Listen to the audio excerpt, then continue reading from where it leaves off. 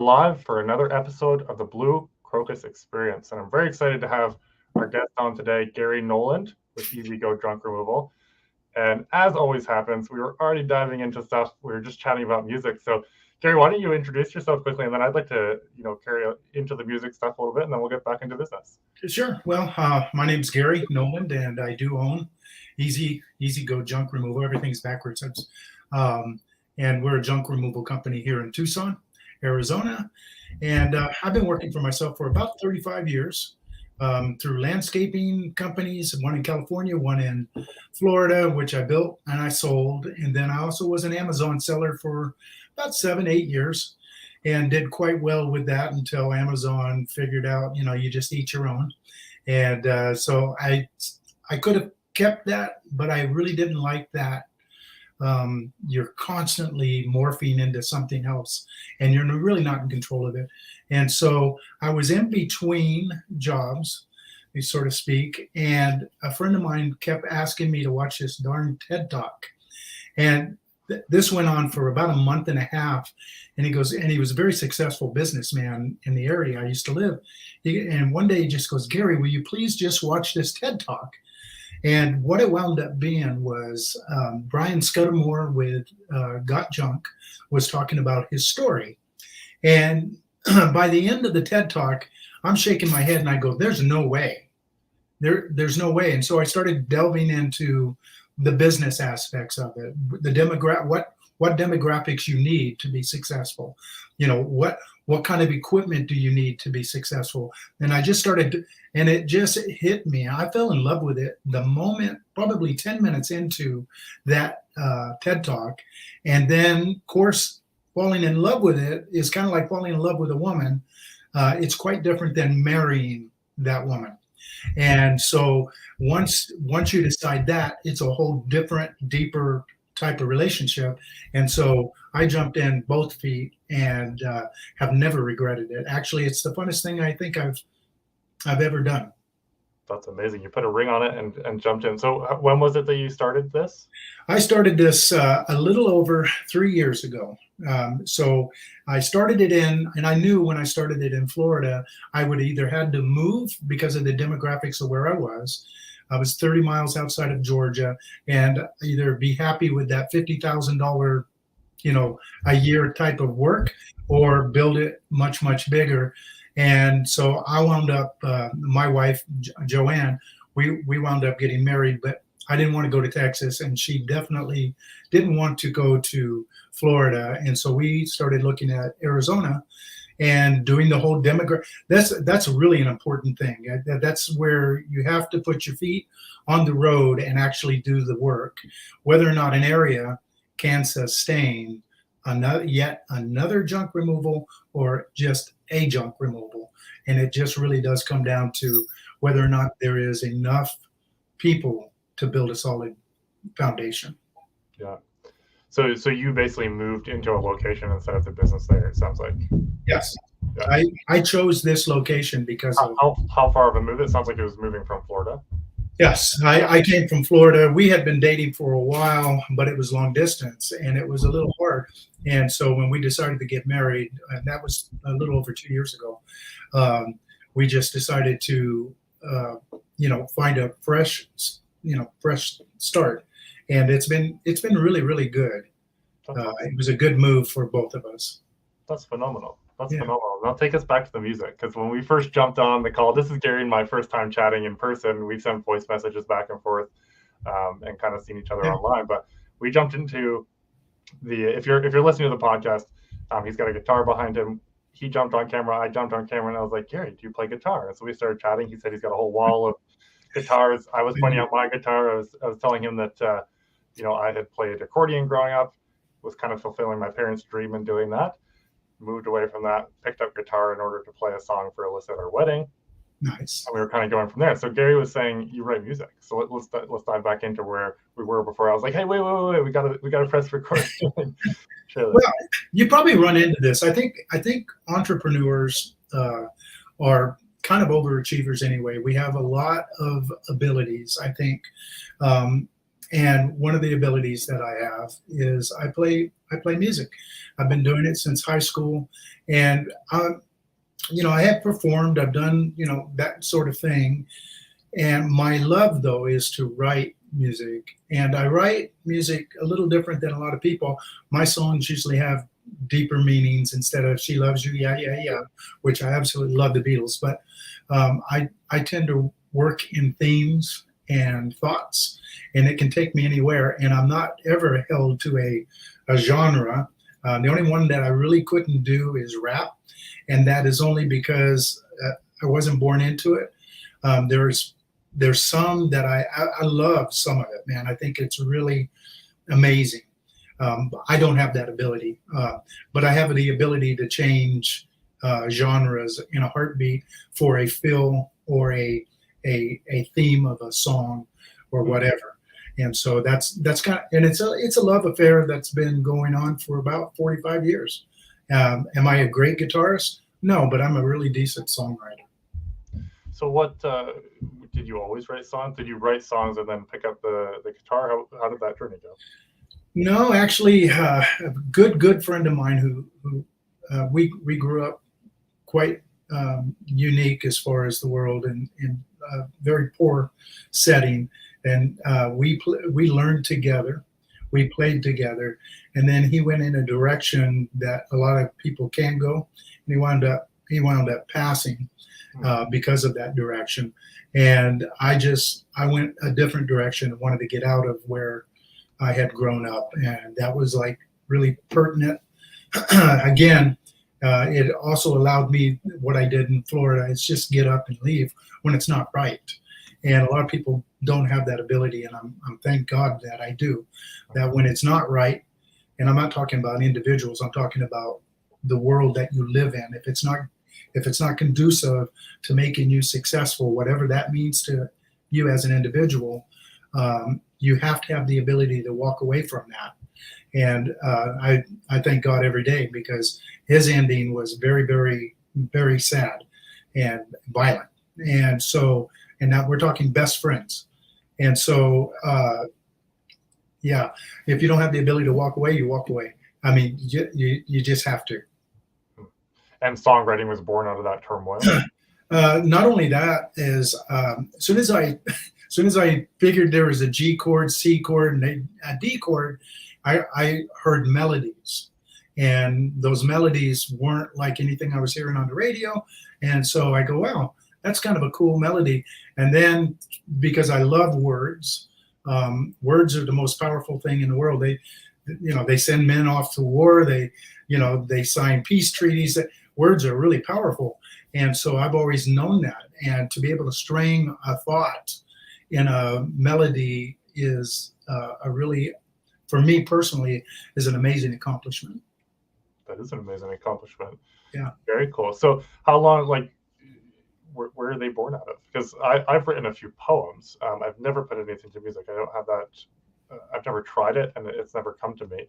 But in crazy periods of my life, one of the ways that I process it is I kind of go inside and I'll write poetry out of that. Yeah. Where do they come from? So like is it like when you're driving the truck? Is it just, hanging out on the balcony? A balcony? Where art thou? No, you know where it comes from? Sometimes, see, I hear rhythm everywhere. I know it's a cliche, but it truly is true. I hear rhythm in driving a car. I can hear it. I can hear the rhythm of the passing freeway.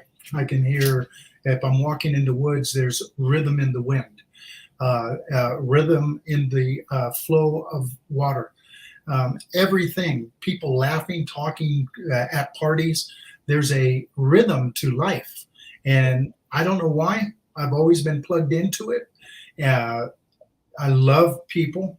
I'm one of those people that I'm not the life of the party, but I plug in to folks, and people tend to plug back individually with me.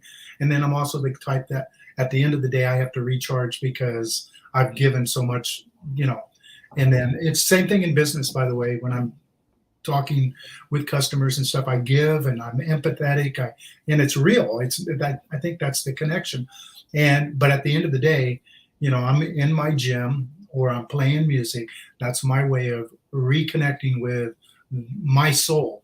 As far as thoughts and music, the types of, I'm very, I don't want to call it religious, but I believe in Jesus Christ. Yeah. And that is a very firm thing with me.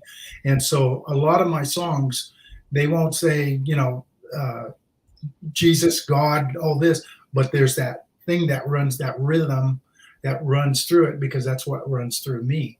That's my get up every day reason. So That's amazing. Yeah, very latent message that kind of comes through. yeah. So you had started saying this, and I think I was like, "Well, hold it. Let's jump into the studio." But I would love for you to share some of your music with me. I think that would be incredible.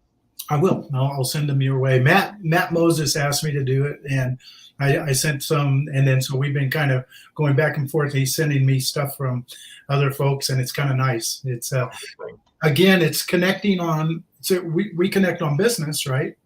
But then and this is the beautiful thing about life. It's not all business. Yet it is. It's all intertwined.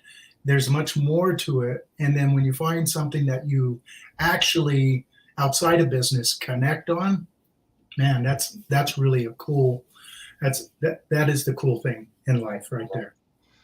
It's interesting. They say, I've seen people say, not all friends become your clients, or very few friends become your clients, but a lot of your clients will become your friends. We're not in a client relationship, but it's cool. Like the people that I connect with through business, some of them have become my fastest friends. Yep. And that's very cool.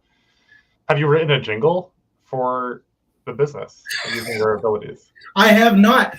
It's weird because I'm not sure what I'm doing. I'm 64 years old, and I'm in a very different world than a lot of other people. I've done the 24/7 world, building a business, and I'm just not there. I'm looking at building something that I can sell and give the car keys to a younger person that will take it to the next level. And that really truly is, I have no qualms about it. Being 64, I have other wants. And if we're lucky, the average life expectancy of a male in America right now is 78. Okay.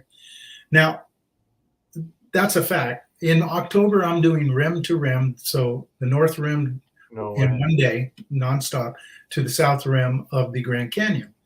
And those are the things that I want to do. My wife is going up with me, but I'm hiking it with my brother. We want to do those things. So I don't really have the 100% that I would have if I was your age.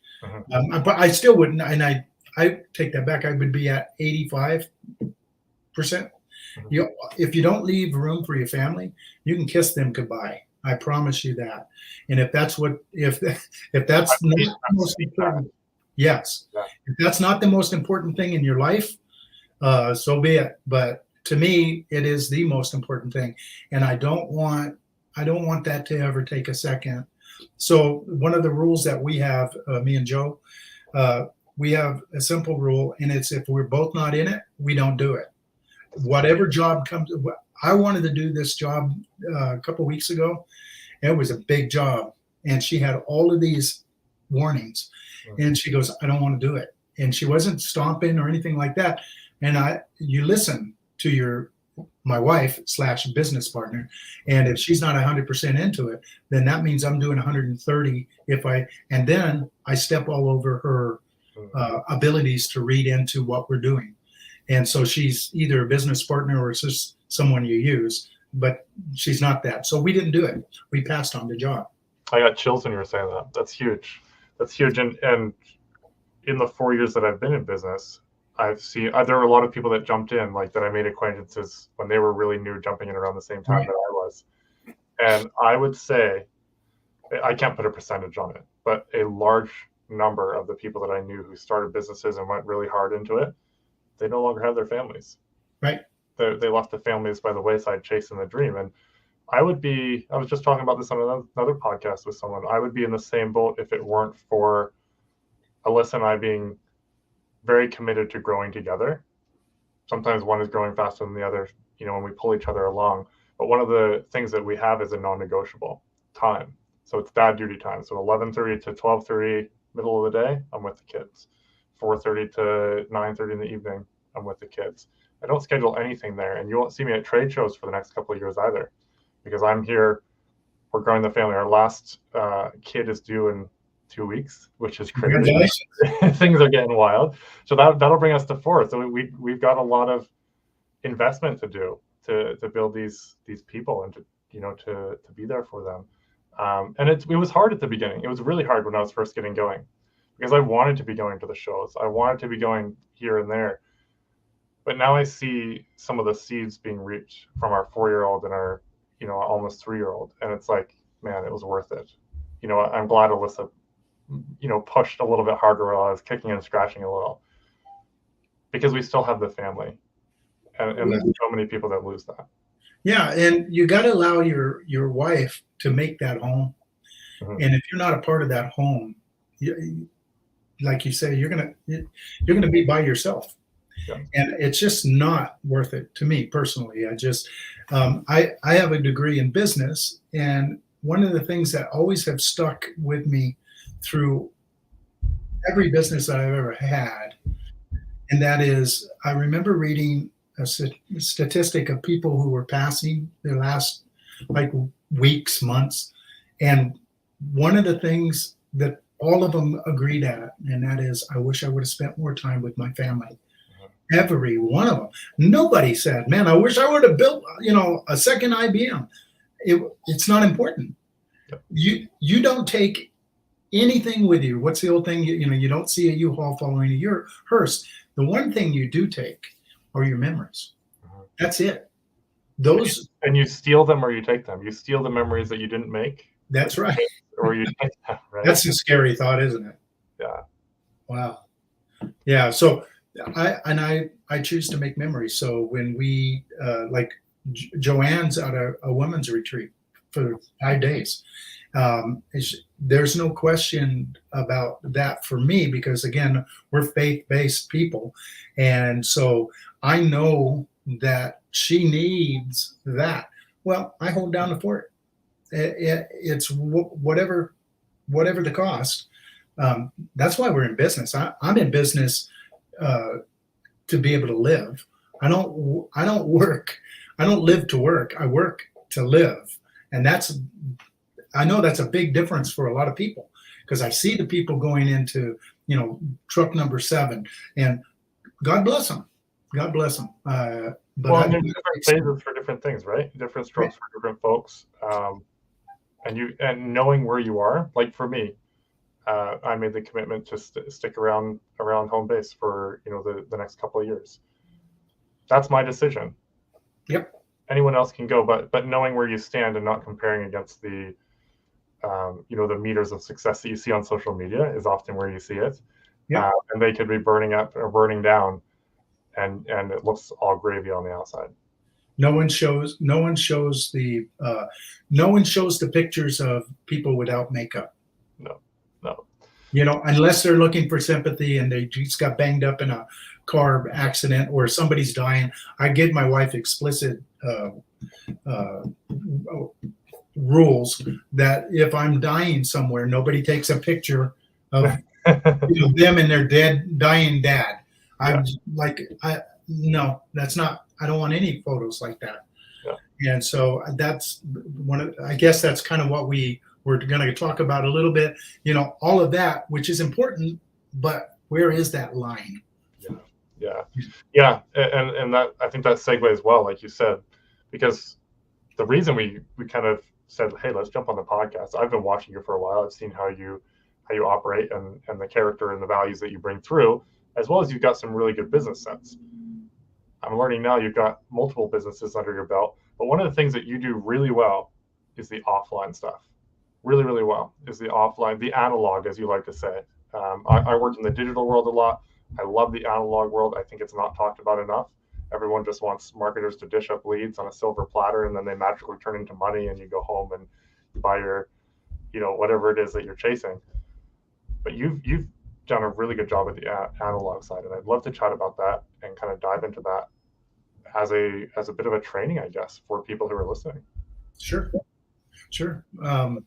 I think without analog, you will never have repeat customers. There's no reason for them.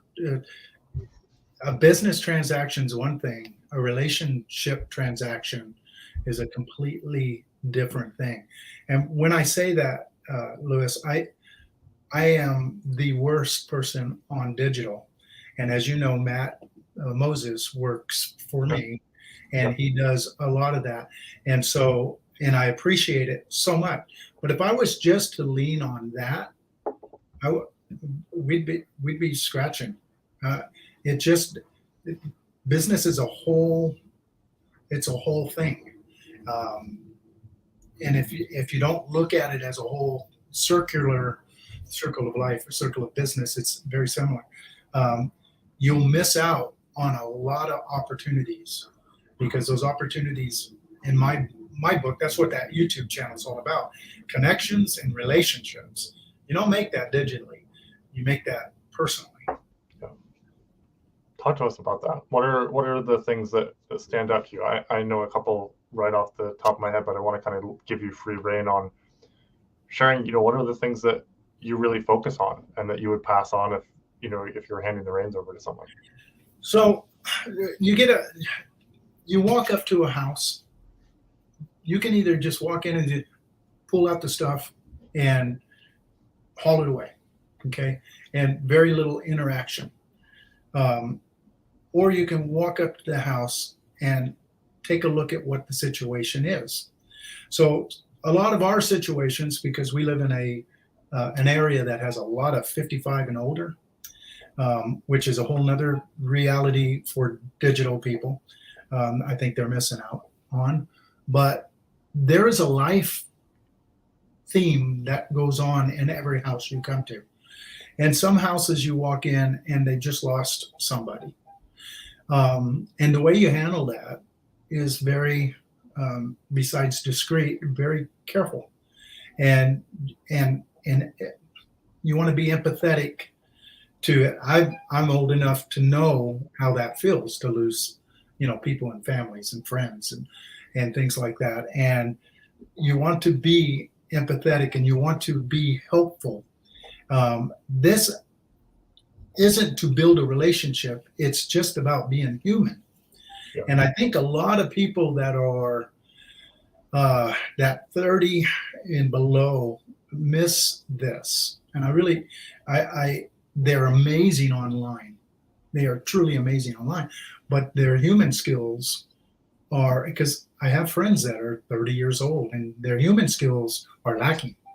Mm-hmm. And the reality is, once all this world starts, either we're all going to be like a machine and it's numbers in, numbers out, which I don't believe we will be, because, even in the worst world, where is John Gott, right? So, it's like, okay, in the worst world, there's always going to be a connection. And so you walk into a situation, whether or not we've done suicides, we've done people who have passed away. We're hauling mattresses that have imprints. We've done bloody situations. Let me quiet that down. Bloody situations. And then we've walked away from situations that are what we would consider very biohazards. And that's where they really have to, pull in. All of those are real life scenarios that don't plug in with numbers. Those are things, and it's how you deal with these people on a human basis. We also do this over the phone. I can't tell you how many times I'm dealing with somebody in Minnesota, Wisconsin, New York, never meet these people, and have worked for family or property managers. Property managers too. I had a huge property management company contact me from Boston, and I have worked for them several times now, and they know me by name. I've never met these people. Now, that's a digital reality, because it's through the phone. They found me on, Google, and then, but through the phone, I've built a personal relationship with them.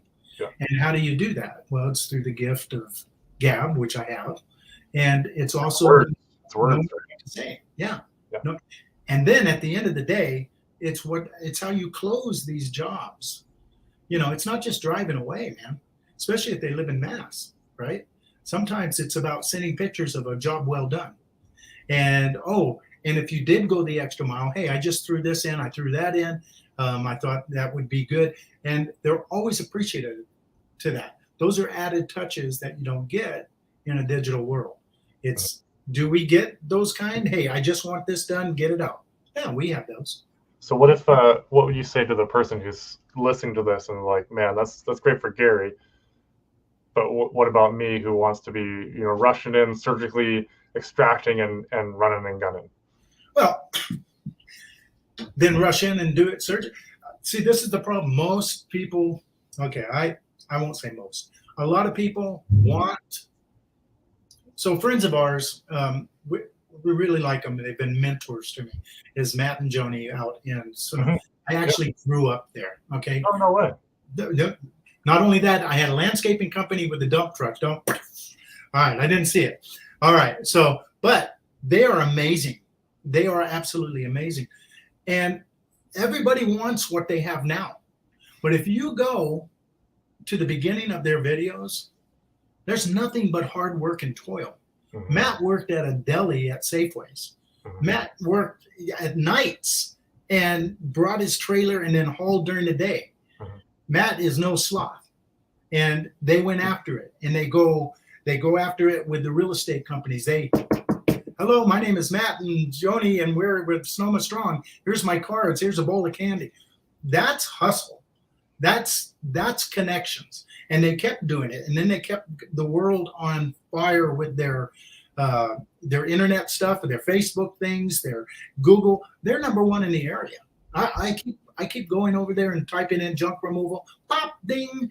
They've done a great job. But everybody wants what they have now, and they don't want to do the hard work. We're talking deli. Now, when I started this job, I was 60 in this area. I was 62 years old, working nights at Amazon. Now, I used to ship stuff to Amazon. Now I'm grabbing the stuff and throwing it, and it was hard work. I worked from 10 o'clock until 4:30 in the morning. I went home, slept for an hour and a half, popped back up, and did my business, and I started doing the groundwork. That's what it takes it's like you, okay? You are not going to the trade shows. You are not going, what are you doing though? You are supplementing somewhere, so you're not falling behind every day. And that's the difference. So it's great to want. Everybody wants, yeah, I want a Lamborghini. Well, how are you going to get it? So it's the same thing with Joseph Martinez. There's a hustle. Rocky's cleanouts. I can't think of his name. Maggio up in Denver.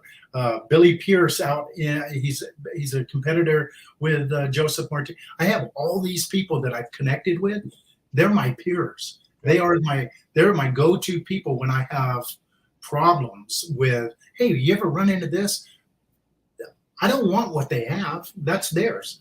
But they are definitely helping me as I expand. Yeah. So that's another thing is you want as many people in your circle as you can get. So you're saying I can't just turn on the ads or buy leads from Angie's List and then just magically money piles up? Do not buy your ads on Angie's List. Let me know how that works out for you. So when they started calling me Yelp and Angie's List, I go to Matt, I go to Joseph, I go to Matt up in Massachusetts, all these guys, right? I go, do you use these? No, stay away from them. Yeah. Stay away. Now, these are guys that are making it. They're much more successful as far as making money as I am. I'm going to take their word for it. Yeah. In Angie's List defense, so I'm very much in agreement. I came across a paving company that I'd had discussions with 3 years ago, and I know another garage door company they use everything at their disposal. They use Better Business Bureau. They're big enough where it makes sense to use everything. Yep. But what they do is they hold them to task. So if they're bad leads that come through, they've got a person in the office who their job is to make sure, hey, was it a real lead? Was it a dead person phone number? And then they'll follow up and make sure they get refunds. But if you're a small time person just starting out, don't use Angie's List. And don't just expect a digital marketer like myself to just dish everything up on a silver platter. You've got to get out there, like Gary is saying, put in the work, put in the sweat equity, go out and knock doors, create relationships, drop off cookies to realtors, all of these things. I wonder if some people are a little ashamed of their business. I don't know what would keep somebody from, like me, it's backwards. Oh, everybody I want people to know this, and I want people to know that I am this. Yeah. And so the more I get out there, the more signs I put out, the more connections I make, the bigger this gets and the better I get. I want people to know that I'm a proud business owner, and I really love, we do a lot of good for the community. And I'm talking all junk removal people. If they really love what they're doing, we do donations. We have we've done gospel rescue mission. There's a white elephant. There's every piece of medical stuff that we get. We've donated probably 60 wheelchairs, hundreds and hundreds of canes, hundreds of crutches, potties, all brand new kind of stuff. And there's a place here that ships them to people who need them. And so we constantly are donating. Well, that's an impact. It's also connection, but that's not why we do it. We do it so we don't throw it away, and that somebody who, is hobbling down the street might not hobble so bad. We give them a walker, and boom, it's a good thing. I always say the digital amplifies what's happening in the analog. I actually had never used the term analog. I always said offline, but I really like analog because it's so much more than just offline, right? But right. I have always said that digital just amplifies that. So in the case of donating those things, talk about it on Facebook. Talk about it in your YouTube video. You want people to know what you're doing, and you can amplify the message of what you're doing. You can also jump in as a new business, and you can, dominate your online market. But then when rubber hits the road, how are you as an actual business owner that people are calling? How are you with the relationships when you show up to their house? How are you in forming the relationships with the property manager that's calling from Boston? That's huge. And that's where you can still lose out on all that wonderful digital presence if you don't have the analog to connect and basically marry the two. Well, and this I guess is one of the things we're really proud. We've been in business. We're coming up on our 2 years and 5th month. And thank you, by the way, because every day there's somebody who goes, God, thanks, Louis, because he gave me, he got my, 30 reviews back, etc. And that has just worked out really dynamite for us because we got, I think it was 61, 67 reviews back. And something to think about here, when you get them back, don't forget to go back and answer them, because there's a lot there's a lot of work when it happens. You just go, oh my God, and you got to go back in, because that's where you would go in the back end. Not that I'm a digital guy, but you go in the back end, you make sure you put in the keywords. Thank you for choosing Easy Go Junk Removal, and then for your whatever couch removal, whatever, refrigerator, appliances. That's where you fill that stuff back in. But we're at 484 legitimate reviews in 2 years and less than 5 months. That's huge. It is huge, but that has to do with the relationship that me and Joanne have with our customers, because we're a 2-person operation. Don't underestimate that part, because I know Google likes that. I know you're marrying the analog and the digital again, right? It's a great service and leading them to leave the review, but then you're also prioritizing getting those reviews, which I love. On top of that, and I've said this in my videos, and that this is, so it's great for digital and they're marrying everything in, but I know a lot of folks in your thing say, hey, it's not that big of a deal. But I can tell you that I've had people call me and say, I want to do business with you because I've read your reviews. And I'm not talking one or two, I'm talking 100 people easily have told me that personally. I've read the, and what it is this is the reviews are a way for your previous customers to talk to your future customers and what to expect from Easy Go Junk Removal. What kind of service can they expect? Oh my God, Gary and Joe were fantastic, you know, and then they write it out and it's in their own words. And I never take that for granted because it's a pain in the butt to write a review. It is. Yeah. And, you know, sometimes you have to sign up. And so we have people that go out of their way to, obviously 484 reviews in that time. Do you have a number of how many jobs you've done? I'd love to hear a percentage. I don't. I don't have that, but I'll bet you I'm sitting 30% more.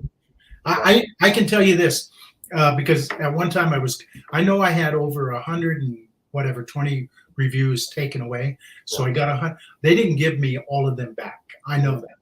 I'm grateful for what they gave because they weren't there before. And it almost feels like cheating, but then I'm reading the reviews as I'm answering them. I go, this ain't cheating. These are real people that need to be heard. So all of a sudden you're, boom. Yeah. For those who are listening, Gary's talking about basically he had people who left reviews and they weren't coming through. So if you have that issue, if you know someone that's left a review and they haven't come through, I'll put it in the link here, put the link here, or holler at me or shoot me a message. But basically, I just did a step-by-step of how you can reach out to Google. Google finally opened up a way you can reach out to them and request, hey, I know one or two people that have left. I did it on ours to start with. I knew one person that had left a review. I hadn't really gotten any reviews for a while. We got 20 back, and I was like, okay, this is Christmas. I got to share the goods. But you've got to reach out, and I would do it even if you don't know of someone that hasn't left, that has left a review and it hasn't come through, because it'll just maybe clear the pipeline, and Google will be like, oh, here. But what Google is trying to do is they're trying to crack down on fake reviews. And so even people that have left a legitimate review, if they've just created a Google account or they hardly leave any reviews, it can trigger as spam. So if you can get your clients to tell you when they leave a review, I'm probably going to do it quarterly now and do it on our listings. And just go through and say, hey, this and this review didn't come through, and then kind of purge the pipeline, if you will. But that's what Gary's talking about here. Yeah, and it worked really well, and your instructions are excellent, by the way. If somebody like me can do it, anybody can do it. That's the other thing, though. Google is trying to shut this down. At the same time, they're not, because the spammers are out there selling on Google these, hey, you want to buy reviews? And it's really frustrating because, and that's why I kind of put, you don't want to use Lewis's tactics if you buy reviews. You really don't want to open that can of worms because if they start seeing, because it's all algorithm, right? And I don't think those guys use the same, different reviews for different companies.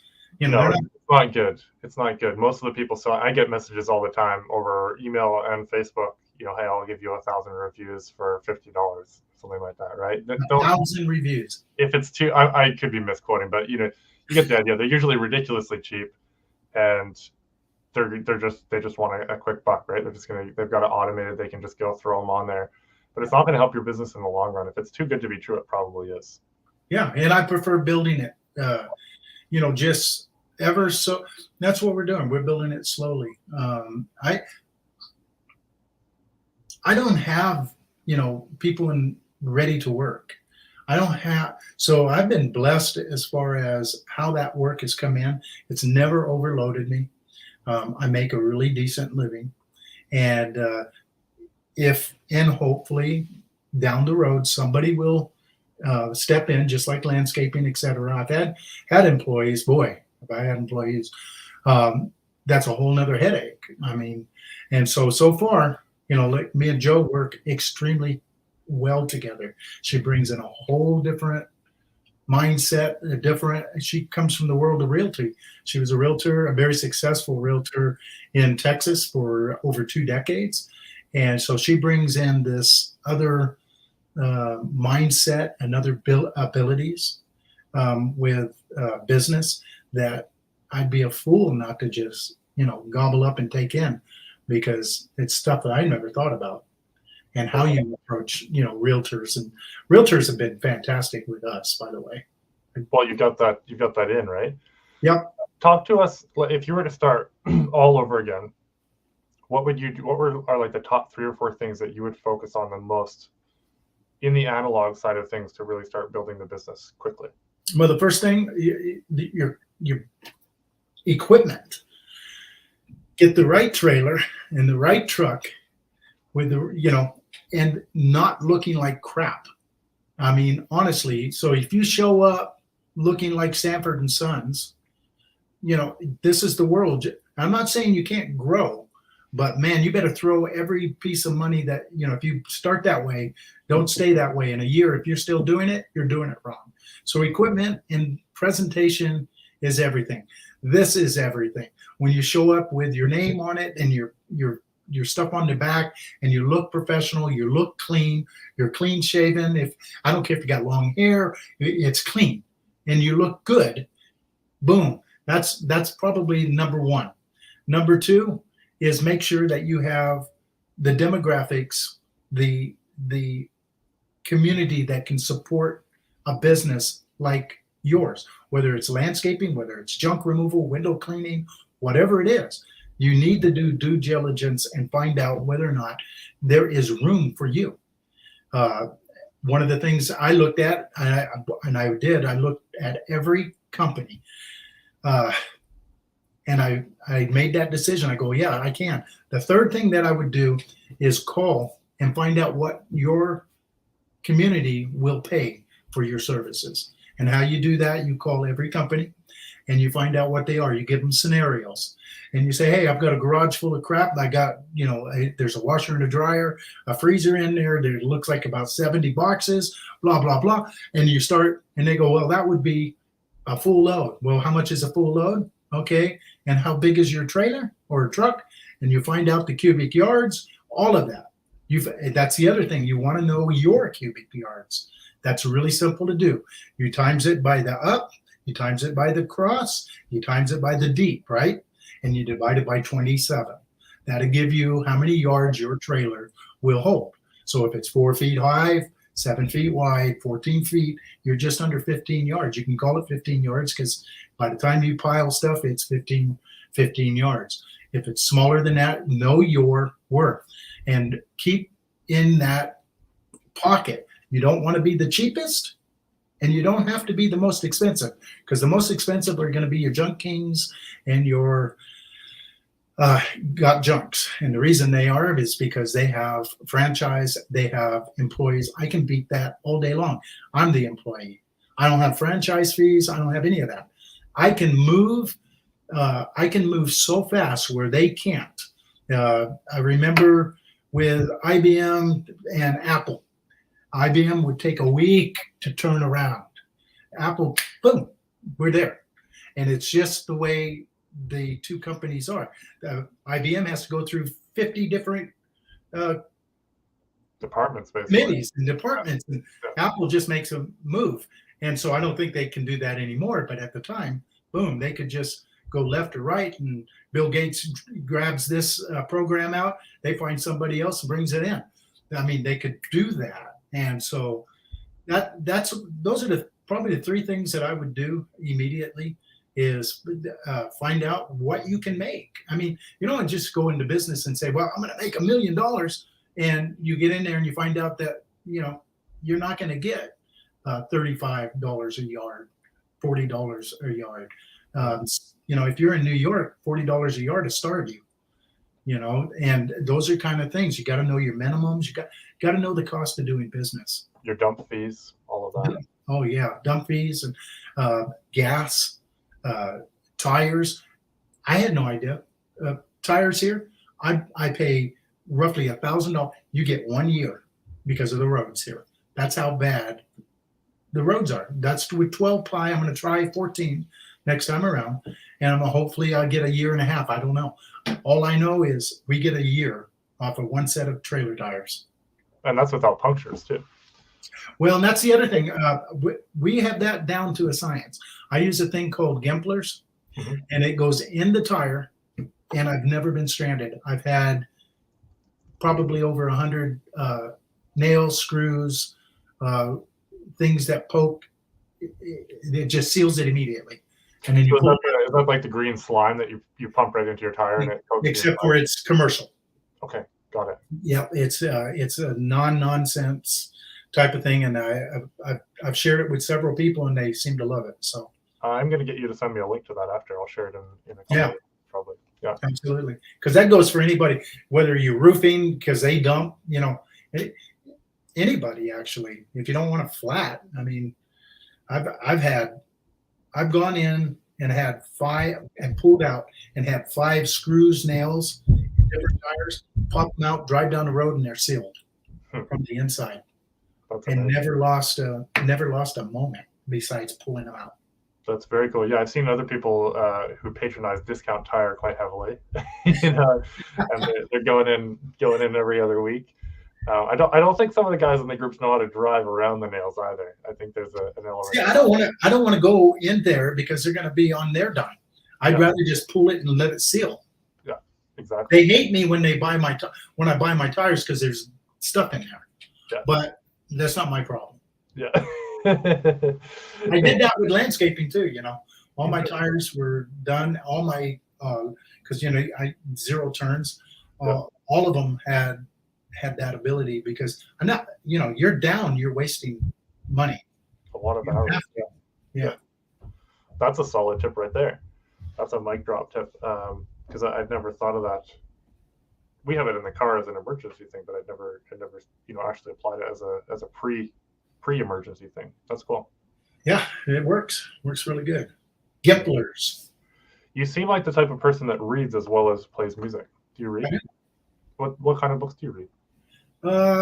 Right now, I'm more philosophical. I like books like Mere Christianity more than I like. I was named after C.S. Lewis. Yeah, that book I've read, I don't know, a dozen times, and every time I read it, I've never read anybody that, except for maybe the Bible, where you read a paragraph and then you reread it and you reread it, and you get 3 different depths.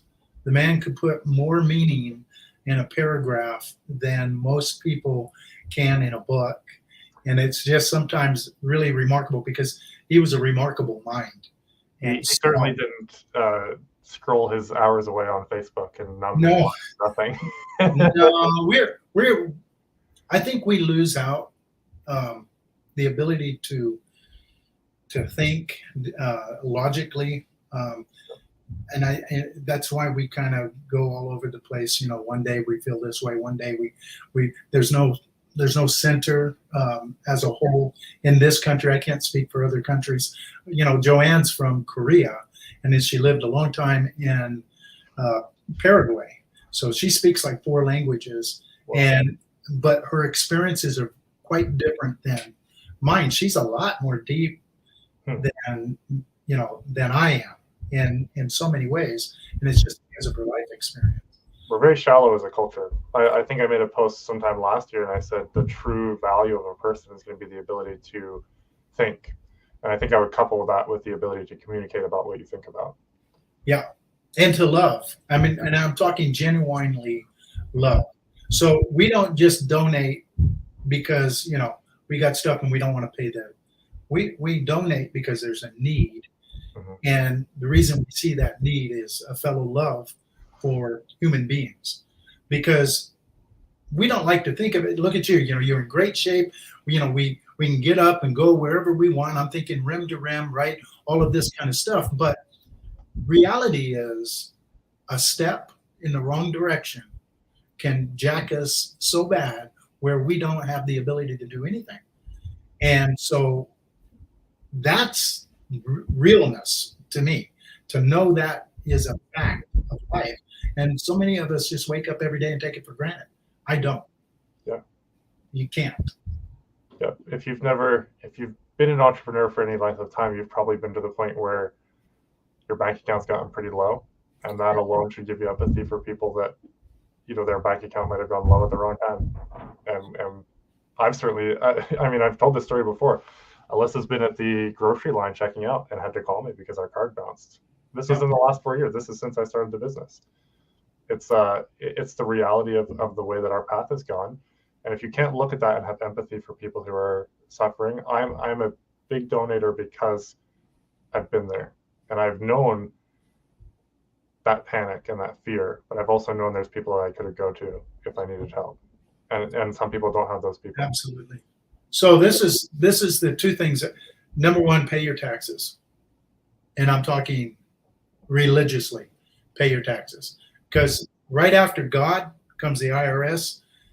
IRS is going to get their money. Don't mess with it. Number two, put back for a rainy day.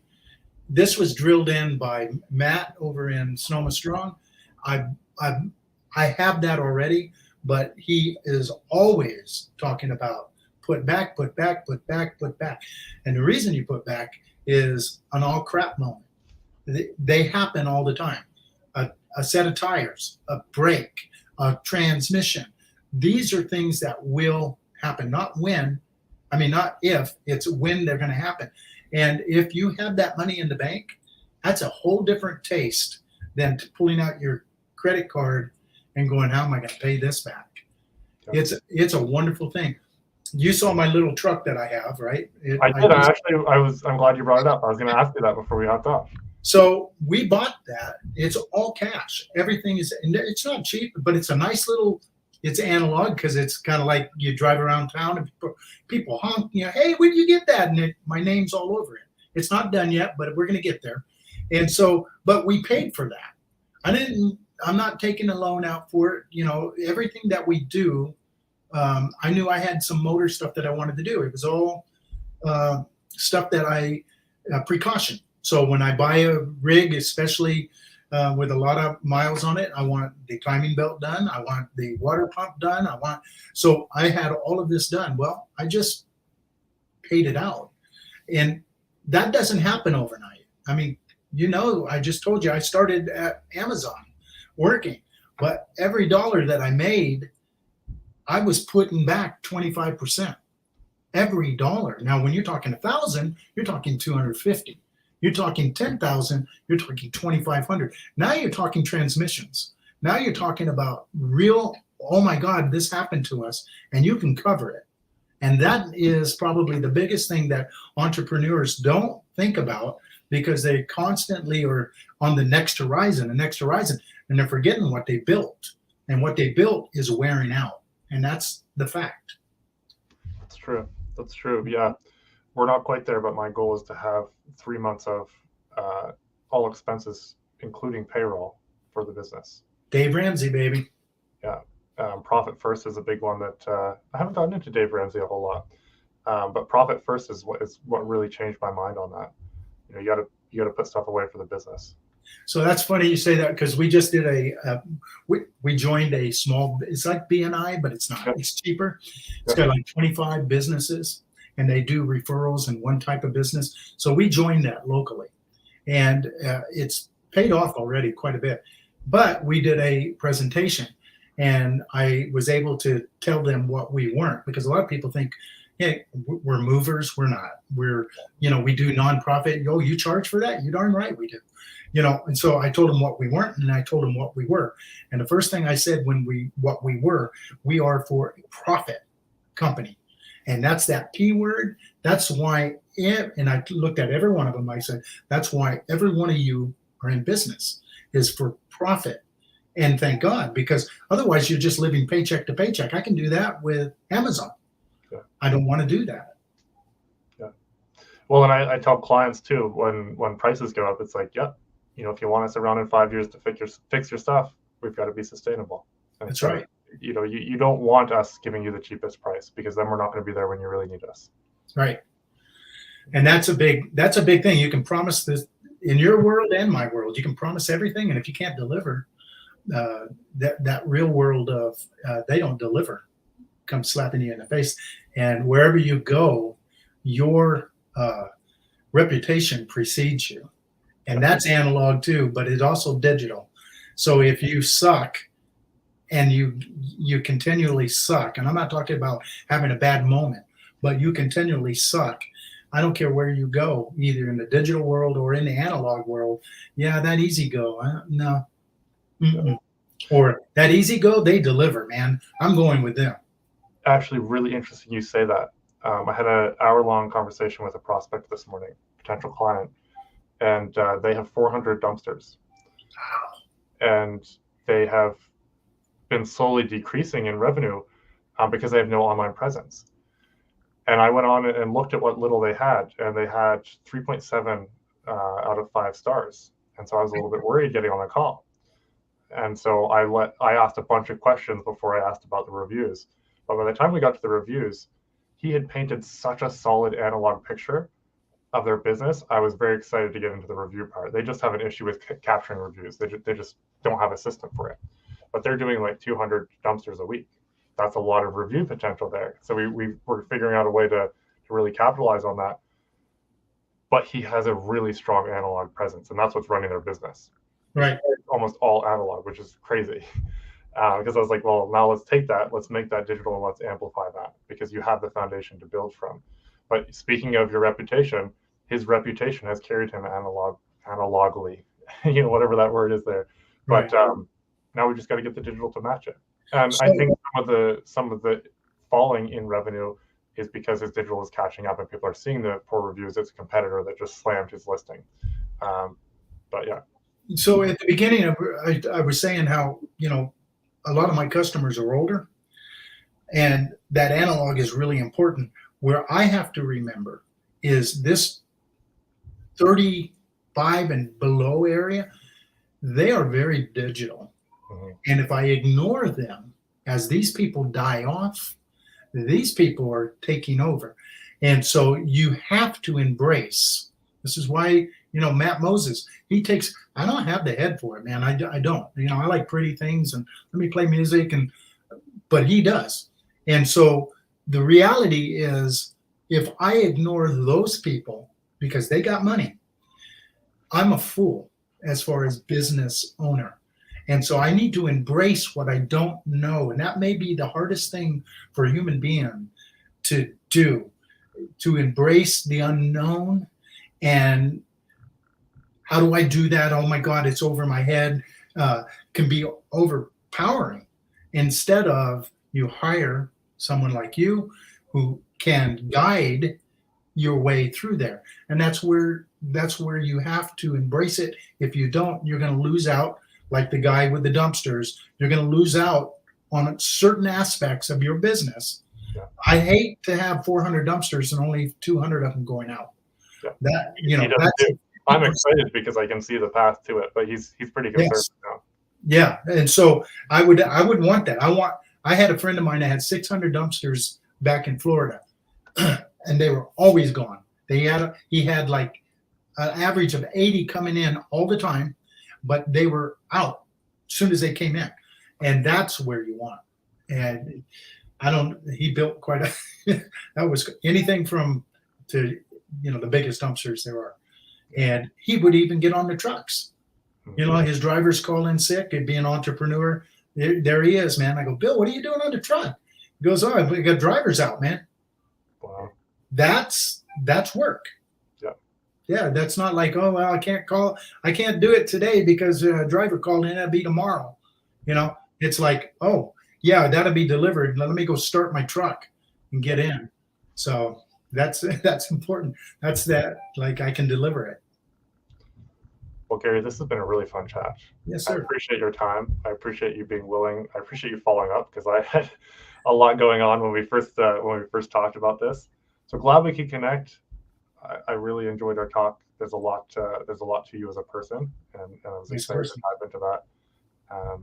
And I hope everyone enjoyed it. I think there's some really good nuggets in here. Go get some Gempler, I think is what you called it. Yep. Go talk to some people. Get out there, do some sweat equity stuff. Be good with people when you meet with them in person, and build that business. Don't be ashamed of your business. That stuck out to me too. I do think a lot of us are ashamed I love my business. I'll yell it from the rooftops, but I think I took it to heart because there's more I could do. But don't be ashamed of your business. Those are some nuggets that I took from our talk, and I really appreciated this, Gary. My pleasure, and it was nice talking. Absolutely. Stick around for a second. I'll end this, but guys, appreciate you tuning in. If you've listened this far, go share this out, and go out and do the work and put in the sweat equity. We'll see you next time.